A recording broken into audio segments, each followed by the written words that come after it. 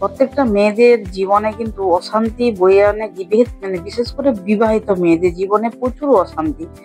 সেই যে এত অশান্তি বিয়ের আগে কিন্তু জানতাম না, বা যখন বাপের কাছে ছিলাম তখন বাপ মা কোনো বুঝেইনি যে মেয়ে এত অশান্তি করবে, তখন বুঝেনি। কিন্তু শ্বশুর ঘরে আসার পর একটা পা ফেলতে না ফেলতে বুঝতে পারছি যে আমি সবার জীবনে কতটা অশান্তি। আবার আমি ছাড়া কারো আবার চলে না। আমি শুধু একা না, প্রত্যেকটা মেয়ে বলছি, প্রতিটা মেয়ে কিন্তু প্রত্যেকটা সংসারে আমাদের ছাড়া চলে না, অথচ আমাদেরকে নিয়ে যত সব গন্ডগোল হবে। আর কিছু দেখবেন ১০০টা কাজের মধ্যে যদি একটা কোনো কাজ ভুলভাল করেছো, তাহলে মোটামুটি বাড়ির তার কাক পক্ষী বসতে পারলো না, সেই চিৎকার চেঁচামেচি শুরু হয়ে গেল। আরে বাবা বলছি শুনুন, মানুষ মাত্রই ভুল করে।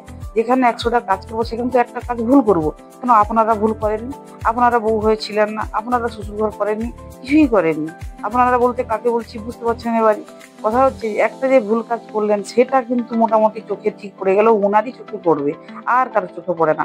কারণ উনি তো আমাদের ভালোগুলা দেখতে পারেন না। আমরা যে ১০০টা ভালো করছি, ১০০০টা ভালো করছি, সারাদিন যে ভালোটা করছি ওরা সেটা চোখে পড়ে না। ঠিক ও অতগুলার মধ্যে একটা ভুল ওটাকে তার চোখে পড়ে যায়। তখন দেখবেন বাপ মা এলে বলছে, প্রয়োজনে ডেকে বলছে, প্রয়োজনে ফোনে বলছে।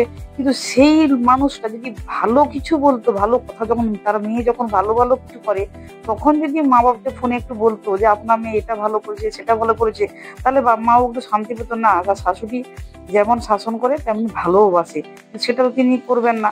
আরে বাবা, যে ভালোবাসে সে তো শাসনই করে, কিন্তু আপনি শুধু শাসনই করবেন অথচ ভালোবাসা দিবেন না, সেটা কি করে হয় বলুন তো? এটা তো ঠিক না, না? এটা প্রত্যেককে ভাবতে হবে, তাই না?